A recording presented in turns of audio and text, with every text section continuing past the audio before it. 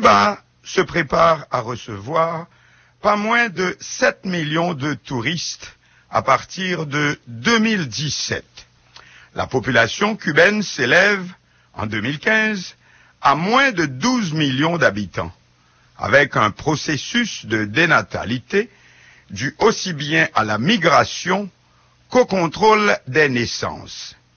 Haïti peut-elle tirer quelque chose du pactole cubain, le pays dont nous sommes le plus proche géographiquement, avec les États-Unis, qui ouest est à seulement un doigt de mer des côtes cubaines?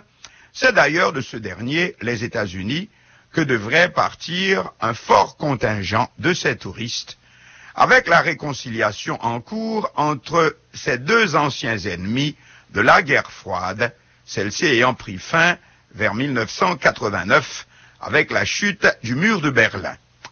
Actuellement, les autorités haïtiennes pensent à des dispositions qui pourraient permettre d'attirer les nouveaux visiteurs de Cuba à prolonger leur séjour dans la région en faisant par exemple un crochet par nos sites locaux, le Grand Nord avec la citadelle, la côte des Arcadins, etc.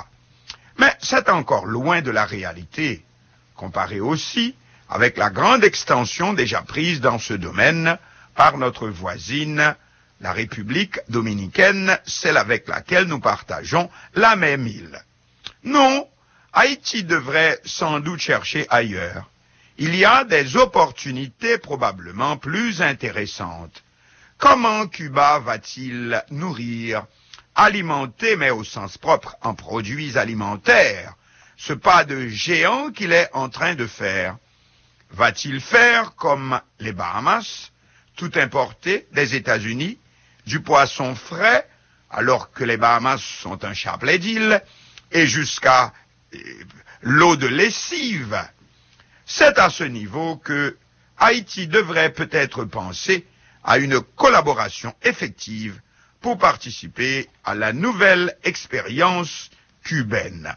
D'autant que l'actuel pouvoir cubain, vu aussi les relations que nous avons développées avec le pays des frères Castro ces dernières décennies, et aussi avec le peuple cubain, à travers les missions de coopération médicale et autres, d'autant que l'actuel pouvoir cubain ne demanderait sans doute pas mieux.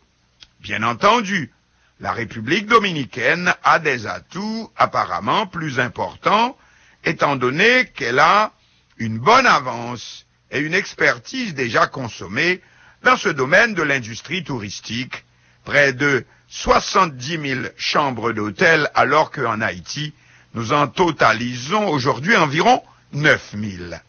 Mais loin de nous de penser à l'impossible, du moins pour le moment, alors que nous avons probablement davantage les moyens de contribuer à fournir au tourisme cubain son backup, sa base arrière, des fournitures essentielles, la production maraîchère indispensable pour qu'une industrie touristique puisse vraiment devenir un instrument de développement économique national et durable, et non un mirage, comme ce le fut d'ailleurs dans le Cuba d'avant la révolution socialiste, le paradis des casinos et de la fête perpétuelle et le règne absolu de la mafia. Nous avons les mêmes terres, les mêmes traditions agraires, les mêmes cultures. L'histoire d'ailleurs le prouve, c'est à Cuba que les colons chassés d'Haïti, au moment de notre indépendance 1804, se sont réfugiés. Naissance de l'industrie sucrière dans les plaines de l'Oriente, et tout normalement poussé par l'échec économique haïtien. C'est dans cette partie de Cuba que se dirigeront les premiers migrants haïtiens au début du siècle dernier.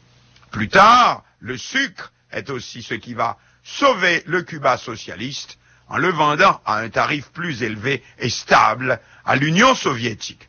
On se souvient aussi que, sous la première présidence de René Préval, 1996-2001, qui a été le chef de l'État haïtien le plus proche des cercles de pouvoir cubains, ces derniers avaient envoyé des chalutiers pour nous aider à pêcher dans les eaux territoriales haïtiennes richement poissonneuses et qui ne sont moissonnées que par les pêcheurs dominicains, ceux-ci poussant leur audace jusqu'à faire la guerre aux pêcheurs haïtiens dans notre propre espace maritime.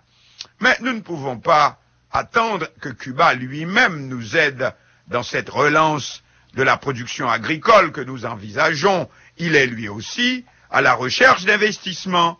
Encore moins le voisin dominicain qui lorgne, bien entendu, dans la même direction, ni des alliés éventuels du grand capitalisme dominicain chez nous. Non, c'est l'État haïtien lui-même qui probablement devrait envisager, et avant pas trop longtemps, envisager de mettre en place une véritable politique cubaine, tout comme il doit avoir existé une véritable politique haïtienne à Santo Domingo pour attirer la main-d'œuvre haïtienne dans la construction de l'industrie touristique dominicaine, doublée d'une production maraîchère appropriée et entièrement alimentée par des petits agriculteurs haïtiens, oui, attirés de l'autre côté de la frontière par toutes sortes de stimulants, et pour être aujourd'hui chassés parce qu'on n'a plus besoin d'eux.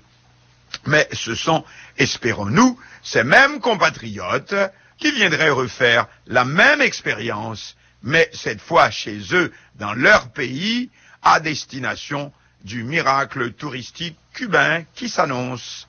Mais l'État haïtien est seul en mesure de prendre en main une tâche de cette ampleur. Nous avons la main-d'œuvre, nous avons les terres inoccupées, inexploitées. Il manque donc une volonté nationale. J'écoute Mélodie FM.